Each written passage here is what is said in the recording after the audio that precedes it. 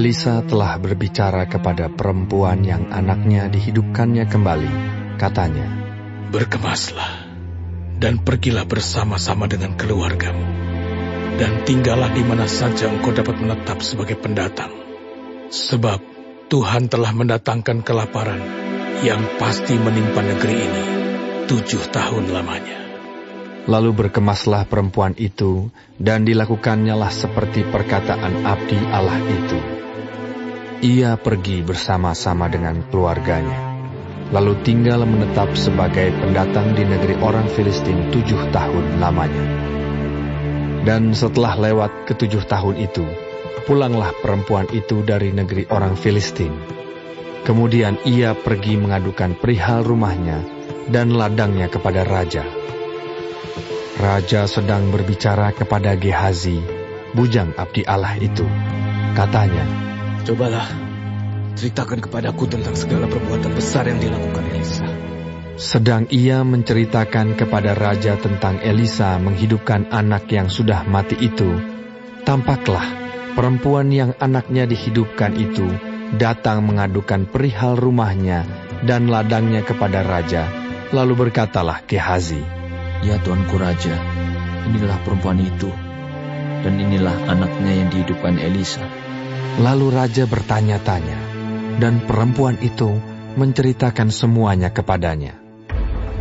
Kemudian raja menugaskan seorang pegawai istana menyertai perempuan itu dengan pesan, "Pulangkanlah segala miliknya dan segala hasil ladang itu, sejak ia meninggalkan negeri ini sampai sekarang."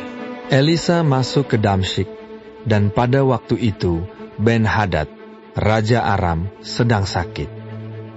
Ketika dikabarkan kepada raja, "Sudah datang abdi Allah kemari," berkatalah ia kepada Hazael, "Ambillah persembahan, pergilah menyongsong abdi Allah itu, dan mintalah petunjuk Tuhan dengan perantaraannya.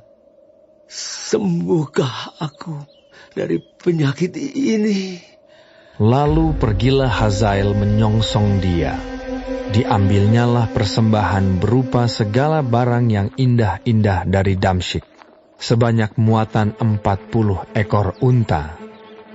Sesudah sampai, tampillah ia ke depan Elisa dan berkata, "Anakmu Ben-Hadad, Raja Aram, menyuruh aku menanyakan kepadamu, apakah aku akan sembuh dari penyakit ini?" Jawab Elisa kepadanya, "Pergilah, katakanlah kepadanya, pastilah engkau sembuh. Namun demikian, Tuhan telah memperlihatkan kepadaku bahwa ia pasti mati dibunuh." Elisa menatap dengan lama ke depan, lalu menangislah abdi Allah itu. Hazael berkata, "Mengapa Tuanku menangis?" Jawab Elisa, "Sebab aku tahu bagaimana malapetaka yang akan kau lakukan kepada orang Israel. Kotanya yang berkubu akan kau campakkan ke dalam api. Terunanya akan kau bunuh dengan pedang. Bayinya akan kau remukkan, dan perempuannya yang mengandung akan kau belah." Sesudah itu berkatalah Hazael, "Tetapi apakah hambamu ini, yang tidak lain dari anjing saja, sehingga ia dapat melakukan hal sehebat itu?" Jawab Elisa, "Tuhan telah memperlihatkan kepadaku bahwa engkau akan menjadi raja atas Aram." Lalu ia pergi dan meninggalkan Elisa. Dan setelah ia sampai kepada tuannya, berkatalah raja kepadanya, "Apakah dikatakan Elisa kepadamu?" Jawabnya, "Ia berkata kepadaku bahwa pastilah engkau sembuh." Tetapi keesokan harinya ia mengambil sehelai selimut yang telah dicelupkannya ke dalam air dan membentangkannya ke atas muka raja. Jadi matilah raja, dan Hazael menjadi raja menggantikan dia. Dalam tahun kelima zaman Yoram, anak Ahab raja Israel, pada waktu itu Yosafat adalah raja Yehuda. Yoram, anak Yosafat raja Yehuda, menjadi raja. Ia berumur 32 tahun pada waktu ia menjadi raja, dan 8 tahun lamanya ia memerintah di Yerusalem. Ia hidup menurut kelakuan raja-raja Israel seperti yang dilakukan keluarga Ahab, sebab yang menjadi istrinya adalah anak Ahab. Ia melakukan apa yang jahat di mata Tuhan. Namun demikian Tuhan tidak mau memusnahkan Yehuda oleh karena Daud, hambanya, sesuai dengan yang dijanjikannya kepada Daud, bahwa ia hendak memberikan keturunan kepadanya dan kepada anak-anaknya untuk selama-lamanya. Pada zamannya, memberontaklah Edom dan melepaskan diri dari kekuasaan Yehuda, dan mereka mengangkat seorang raja atas mereka sendiri. Maka majulah Yoram ke Zair bersama-sama dengan seluruh keretanya. Pada waktu malam bangunlah ia, lalu bersama-sama dengan para panglima pasukan kereta, ia menerobos barisan orang Edom yang mengepung dia, tetapi rakyatnya melarikan diri pulang ke kemahnya. Demikianlah Edom memberontak dan terlepas dari kekuasaan Yehuda sampai sekarang ini. Lalu Libna pun memberontak pada masa itu juga. Selebihnya dari riwayat Yoram dan segala yang dilakukannya, bukankah semuanya itu tertulis dalam kitab sejarah raja-raja Yehuda?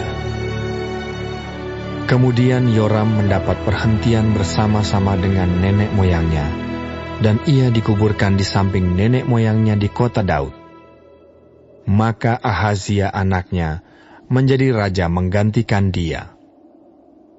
Dalam tahun ke-12 zaman Yoram, anak Ahab raja Israel, Ahazia, anak Yoram raja Yehuda, menjadi raja. Ia berumur 22 tahun pada waktu ia menjadi raja, dan setahun lamanya ia memerintah di Yerusalem. Nama ibunya ialah Atalia, cucu Omri, raja Israel. Ia hidup menurut kelakuan keluarga Ahab, dan ia melakukan apa yang jahat di mata Tuhan, sama seperti keluarga Ahab, sebab ia adalah seorang menantu dari keluarga itu. Ia pergi bersama-sama Yoram bin Ahab untuk berperang melawan Hazael, raja Aram di Ramot Gilead. Tetapi orang-orang Aram melukai Yoram. Kemudian pulanglah Raja Yoram ke Yisrael, supaya diobati luka-lukanya yang ditimbulkan orang Aram di Rama, pada waktu ia berperang melawan Hazael, Raja Aram. Dan Ahazia, anak Yoram Raja Yehuda, pergi menjenguk Yoram bin Ahab di Yisrael, karena dia sakit.